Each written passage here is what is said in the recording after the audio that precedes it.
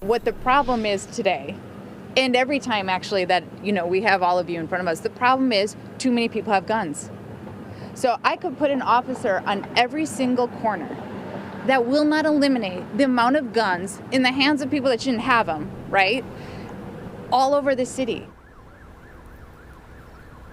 So that was Milwaukee's assistant police chief with some strong words on the number of people with illegal guns in our community. City leaders say this gun violence continues to have a traumatizing effect on families who see it in their neighborhood, in some cases on a daily basis. 12 News' Saria Sandlin joins us now live from 24th Place in Garfield. Saria, a lot of fear in that neighborhood today considering all that happened last night, but people there working to provide support for them. Blake, so many questions this morning from the people who live here. A lot of families terrified after waking up in the middle of the night to gunfire. City leaders now working around the clock to restore a sense of safety to this community. So how it works is, with the crime scene taped down and the streets reopened, the City of Milwaukee Critical Response Interruption Team hit the pavement. There was a lot of fear last night, so I think people are asking questions. They want to know what's going on. They want to make sure that they're safe. They want to know that their community is safe. Karen Tyler, leading the group on the move, steps from where 2 Milwaukee police officers were shot Thursday night. They want to meet with a clinician. They can.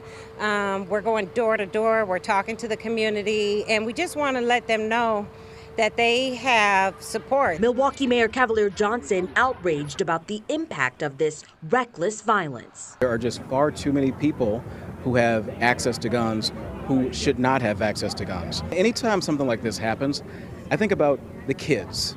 I think about our children, because kids don't deserve to have their neighborhoods roped off because some person decided to be an idiot with their hands on a gun. Community activist Tracy Dent, also in the neighborhood, pleading for change. We got to stop all this, and we're going to need the community's help. If you see something, say something. And we're working to make sure people feel safe. And, we know that violence is preventable, and that's the message that we want to give. And certainly a powerful message there. Saria, this team really focused on practical resources today. Absolutely, Blake. They actually handed out dozens of these gun locks. They are urging gun owners to be responsible, and they want everyone to know if you have someone in your household that has a gun, that should not turn them in. Yeah, certainly a day that's affecting all of us all across the city. Saria Sandlin reporting live for us tonight at 5. Thanks, Saria.